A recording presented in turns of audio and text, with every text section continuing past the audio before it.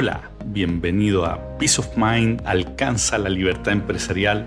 Soy Alexis Cami de Trust Value Partners. Como te he contado, este podcast está dirigido a dueños de empresa y líderes de organización que están buscando el estar más libre cada día, estar menos dependiente del día a día, de las cosas chicas, para tener tiempo de calidad, para dedicarse a seguir creando o simplemente para disfrutar la vida. Quiero partir preguntándote, ¿sabes tú quién inventó el automóvil? Quizás estás pensando, obvio, Henry Ford, ¿no? Pero la verdad es que no es tan así. Ford efectivamente fue quien logró industrializar su producción y con ello masificar el automóvil, pero no fue quien lo inventó. ¿Quién lo hizo? Para muchos fue Carl Benz, el mismo de Mercedes-Benz, quien patentó un vehículo de 3 ruedas conocido como Benz Patent Motorwagen. Eso fue en 1886. Este vehículo es considerado el primer automotor de combustión interna de toda la historia. Pero fue el primero.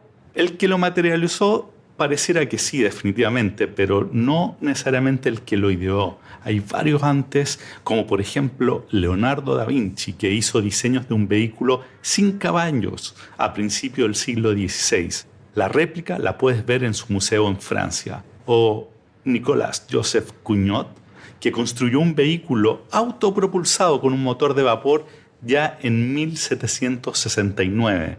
Eso sí, se trasladaba solo a 3,2 kilómetros por hora y tenía que parar cada 20 minutos.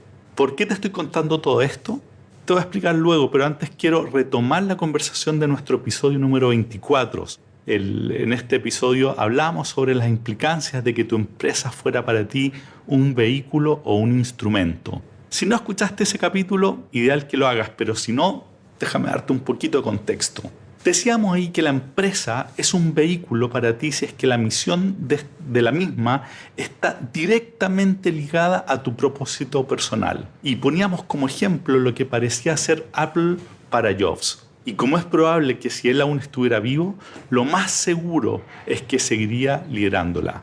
En ese episodio discutíamos de los desafíos asociados a ese tipo particular de empresa. Y te contaba que de hecho mi empresa, esta Trust Value Partners, es un vehículo definitivamente para mí y tiene desafíos bien específicos. Escucha ese episodio si es que ese es el caso para ti. En cambio, también decíamos ahí que si la empresa es un instrumento, significa que ella no está conectada con tu propósito personal y que por ende su función última es proveerte de los medios para que puedas desarrollar tus intereses más íntimos en otra parte. Decíamos que Microsoft para Gates parecía que terminó siendo un instrumento, pues él estuvo feliz de dejar por completo la compañía para dedicarse a lo que se transformó en su pasión final, su fundación.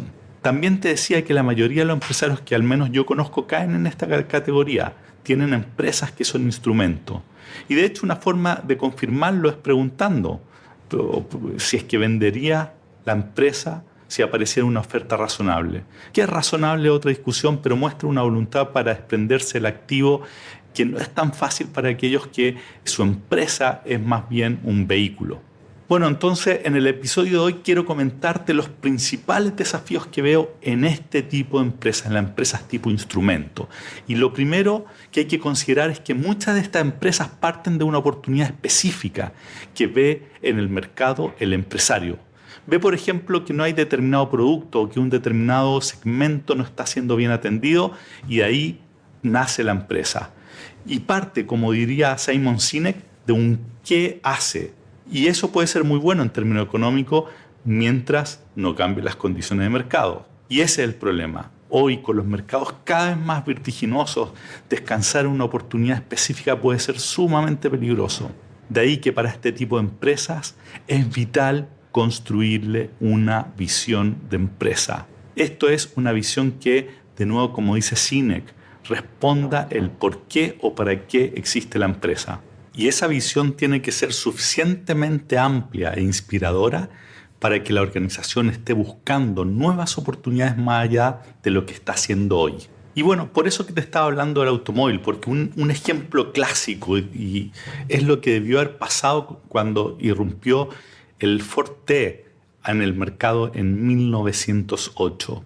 Hasta ese momento, el modo de transporte eran los carruajes. Hay una escena memorable de Danny DeVito en la película El dinero de los demás, de 1991. Él ahí hablaba de las empresas que vendían látigos para los carruajes. Y entonces decía que probablemente cuando aparecieron los automóviles habían en ese momento empresas muy buenas que hacían el mejor producto, pero terminaron muriendo. Bueno, el tema es que esas compañías estaban enfocadas en el qué hacían, ¿cierto? En el látigo, y no supieron adaptarse al cambio. Imagínate por un momento que alguna de esas empresas hubiese ido por una visión más grande y en vez de definirse como proveedoras de látigos, hubiesen declarado que eran empresas que, por ejemplo, se dedicaban a hacer que los vehículos anden más rápido. Probablemente hubiesen visto la introducción de los automóviles como una oportunidad y hubiesen desarrollado, por ejemplo, correa para motores o quizás piolas de aceleradores.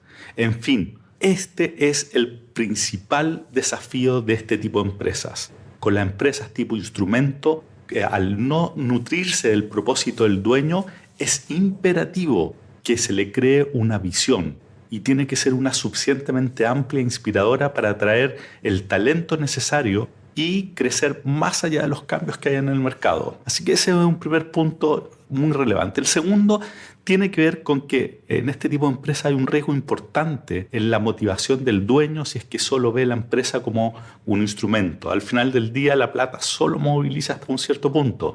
Tarde o temprano es necesario conectarla con un propósito más profundo. Y para ello te quiero recomendar un ejercicio bien interesante y simple. Se llama los 7 por qué o para qué. ¿Qué hay que hacer? Bueno, te juntas con alguien de confianza y le pidas que te haga 7 veces la misma pregunta. Un simple ¿por qué o para qué? Entonces la primera vez te va a decir, bueno, ¿por qué estás en el negocio en que estás? Y tú vas a una respuesta que probablemente va a ir por la línea para ganar dinero. Bueno, y ahí tiene que venir el segundo ¿para qué o por qué? Le vas a contestar y en cada vuelta lo que va a pasar es que vas a ir profundizando el entendimiento de por qué estás haciendo lo que haces. No es suficiente hacerlo 1 o 2 veces porque el motivo real generalmente está bien profundo. Lo interesante es que al final vas a llegar a una razón potente, trascendente, que te va a ayudar en los momentos difíciles, pues te recordarás el por qué estás haciendo lo que estás haciendo. Un empresario que conozco hizo este ejercicio y lo cambió completamente. Llegó a la conclusión que estaba en su empresa para poder darle todas las posibilidades que él no tuvo a sus hijos en términos de educación y experiencia de vida. Esa motivación lo mantiene con una fuerza mucho mayor que antes en su negocio. Así que ese es el segundo punto. Tienes que conectar necesariamente la visión de la empresa con un propósito más profundo tuyo. Y haz este ejercicio que es bien simple. El tercer punto tiene que ver con que al ser un instrumento, el tema principal tiende a ser los resultados de la empresa, los números, el desempeño, la plata, cuánto está generando. ¿Y cuál es el problema con esto? Es que se tiende a estar enfocado en el corto plazo y no vas a invertir lo suficiente en gente ni en proyectos de largo plazo por estar enfocado en el resultado de final de mes. El impacto de no invertir en el largo plazo es evidente, pero la no inversión en gente es un poco menos. Por lo que empieza a pasar es que te vas a estar metido cada vez más en el día a día, sobre todo a medida que la empresa va creciendo y te vas atrapando cada vez más porque estás atendiendo siempre lo urgente más que lo importante. Así tenderás con mayor fuerza a crear tu propia jaula de oro, pues al ser el resultado lo más importante, estarás ahí tú haciéndolo en el día a día. Y al hacerlo, además, como lo conversamos también en episodios pasados, vas a bajar el valor de la empresa porque va a ser más dependiente de ti. Así, y para ir resumiendo, si tu empresa es un instrumento, ten ojo con estos 3 puntos. Primero, asegúrate que la empresa tenga una visión más allá de la oportunidad específica por la cual fue creada. Segundo, conéctate con esa visión y una forma simple de hacerlo es haciendo el ejercicio de los 7 por qué. Y tercero, ten cuidado con no atraparte en el día a día, pues el excesivo foco en resultado te puede llevar por el camino equivocado. Así que, para cerrar, te pregunto, ¿pensaste ya si tu empresa es un vehículo o un instrumento? estos desafíos te resuenan, ya sean los de vehículos que vimos hace un par de episodios, los que te estoy nombrando acá, bueno, si quieres comentarlo, escríbeme a alexis.cami@trustvp.com o métete en nuestra página web www.trustvp.com y como siempre te pido, reenvía este episodio a otros empresarios y líderes de organización y como siempre además escríbeme si quieres recibir el libro que estamos escribiendo sobre la estrategia secreta Mastermind de la cual hablamos en el episodio 5. Así que eso es por ahora, un abrazo, bye.